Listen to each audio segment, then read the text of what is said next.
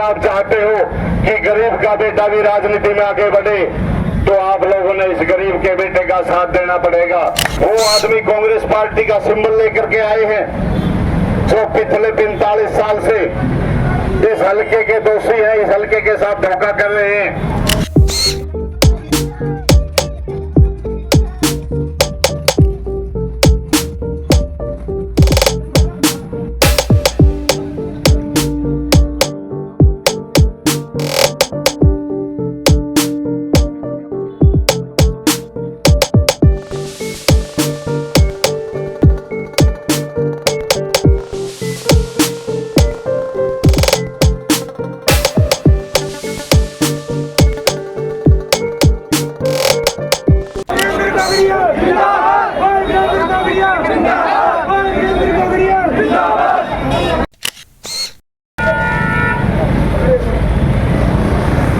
सबसे पहले तो मैं मेरे सभी नौजवान भाइयों का हृदय की गहराइयों से धन्यवाद करना चाहूंगा। जिन भाइयों ने यहाँ अरेवा में पहुंचने पर मेरा इतना मान सम्मान किया, मैं दिल की गहराइयों से इनका आभारी हूँ, धन्यवादी हूँ और इनका ऋणी हूँ। बुजुर्गों और साथियों, आप सबको पता है कि चुनाव का बिगुल बज चुका है। आने वाली 5 तारीख को आप लोगों ने अपने मत का प्रयोग करना है। और साथियों, ये मत का प्रयोग केवल विधायक बनाने के लिए नहीं है। आज पूरे हरियाणा प्रदेश की निगाहें उचाना हल्के की तरफ हैं। आज आपके सामने कई प्रत्याशी मैदान में हैं। साथियों, एक तरफ तो आपके सामने भारतीय जनता पार्टी के 2 प्रत्याशी हैं। एक प्रत्याशी तो भारतीय जनता पार्टी के सिंबल पर चुनाव लड़ रहा है और दूसरा प्रत्याशी भी भारतीय जनता पार्टी का है। वो अभी कुछ दिन पहले ही कांग्रेस में आया था और कांग्रेस में आने के बाद भी उसने भारतीय जनता पार्टी की लोकसभा में दिल खोलकर मदद करी थी। वो भी कांग्रेस का प्रत्याशी है। और जो बाकी प्रत्याशी हैं, चाहे जेजेपी, इनेलो और भी कई हैं, वो सब कौन हैं? दूसरा प्रत्याशी आपके बीच में जो पिछले 24-25 साल से समाज के बीच में दिन रात आपके बीच में रहता है। साथियों,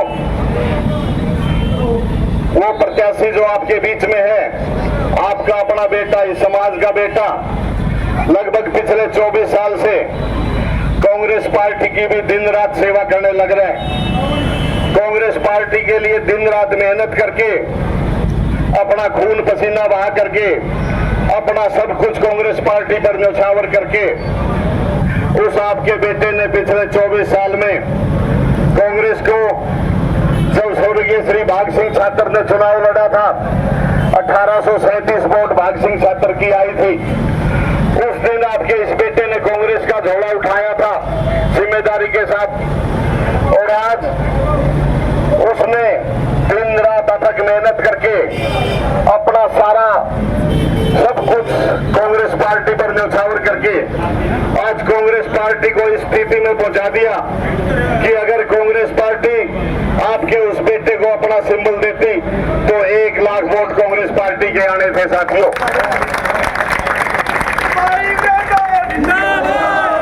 लेकिन साथियों, अंत में कांग्रेस पार्टी ने आपके उस बेटे के साथ नाइंसाफी की। कांग्रेस पार्टी ने एक सच्चे और मेहनती कार्यकर्ता का गला घोटने का काम किया। साथियों, बुजुर्गों, नौजवान भाइयों, आपके बीच में है वो आदमी कांग्रेस पार्टी का सिंबल लेकर के आए हैं जो पिछले 45 साल से इस हल्के के दोषी हैं, इस हल्के के साथ धोखा कर रहे हैं। वो आदमी कांग्रेस पार्टी का सिंबल लेकर के आए थे जो किसानों को आतंकवादी और उग्रवादी कहते थे।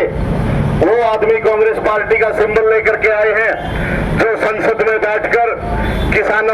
खिलाफ जो 3 काले कानून बने थे, उन काले कानूनों को बनाने में उनकी अहम भूमिका थी।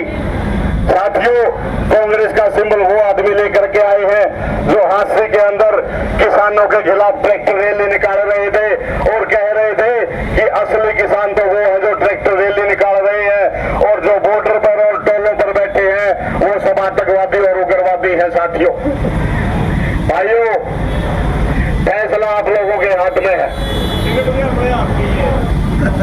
कांग्रेस पार्टी ने और उन लोगों ने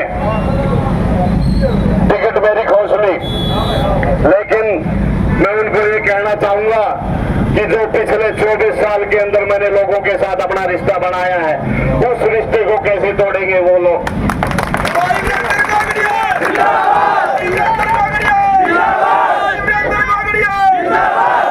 भाइयों, वो ये समझते थे कि इनकी टिकट काट दो, घर बैठ जाएंगे, इनमें इतनी हिम्मत नहीं है, इनकी इतनी औकात नहीं है कि ये पूंजीपतियों के सामने और राजे रजवाड़ों के सामने खड़ा होने की हिम्मत करेंगे।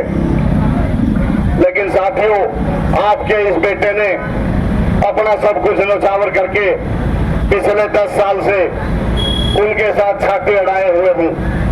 एक तरफ तो वो गरीब और किसान का बेटा है और दूसरी तरफ वो पूंजीपति और राज रजवाड़ों की ताकत है। साथियों, अब फैसला आप लोगों ने करना है कि गरीब और किसान के बेटे का साथ देना है या पूंजीपतियों का साथ देना है।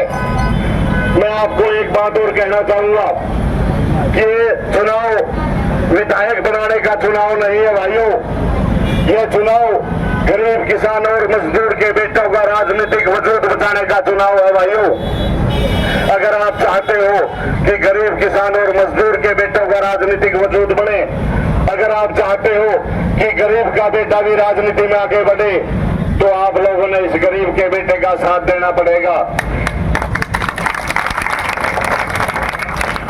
और अगर आप चाहते हो कि पूंजीपति ही आगे बढ़े और पूंजीपति विधानसभा में जाएं, अगर आज आपने मेरा साथ नहीं दिया तो भविष्य में कोई भी गरीब परिवार का बच्चा उनके सामने टकराने की हिम्मत नहीं करेगा। भाइयों, आगे बढ़ो, हम तुम्हारे साथ हैं।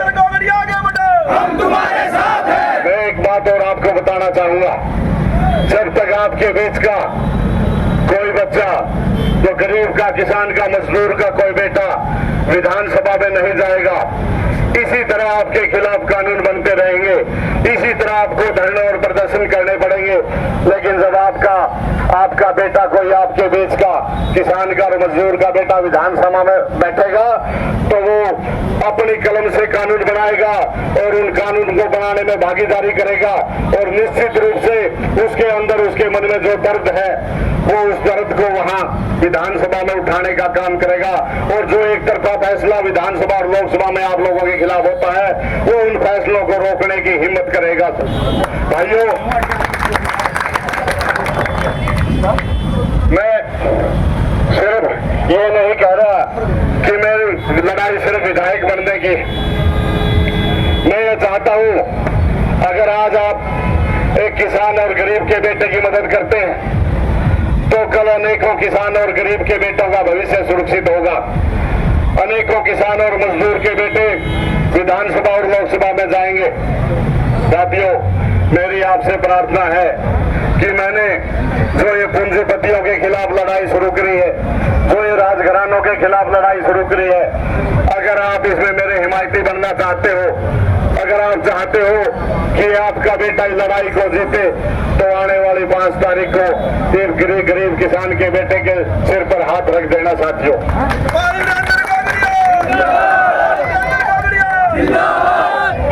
मैं एक और बात पूरे अलेवा गांव के सामने रखना चाहता हूं। भाइयों, कल परसों कोई बात आई मेरे सामने, पूरा अलेवा गांव उस बात से वाकिफ है। एक छोटी और टूची हरकत किसी भाई ने करने की कोशिश करी मेरे खिलाफ, इस समय में षड्यंत्र करने का काम किया। उन्होंने लिखा कि वीरेंद्र गौड़िया 1 करोड़ रुपए मेरे मांगे, साथियों, पूरा अड़ेवा गांव गवाह और पूरा थुआ तपा और तीनों तपे गवाह है। उस पंचायत के अंदर सभी भाई मौजूद थे। मैंने उस आदमी से 5 लाख रुपए लेने हैं और तीनों तपा के प्रधान माफी मांग के आए थे। उन्होंने कहा था कि वह गलत आदमी के साथ चले गए और उस आदमी ने इतनी छोटी हरकत की है। मैं तो इतना नीचा काम नहीं करूंगा, अगर करूंगा तो फिर उसमें मेरा फर्क क्या है। लेकिन मैं आपको बताना चाहूंगा कि पूरा अरेवा और आसपास के गांव उस पंचायत में थे। भली भांति आपको उस बात का पता है कि कौन किसके मार रहा है और कौन किसके ले रहा है। मैं सिर्फ आपको यही बताना चाहता हूं, क्योंकि किसी आदमी को बिना मतलब बदनाम करना, नीचे हरकत करना और इस चुनाव के समय में कोई अच्छी बात नहीं है। भाइयों जरूरी है बताना भाई। सारे सारे कम से 56 गांव में 65 गांव में पंचायत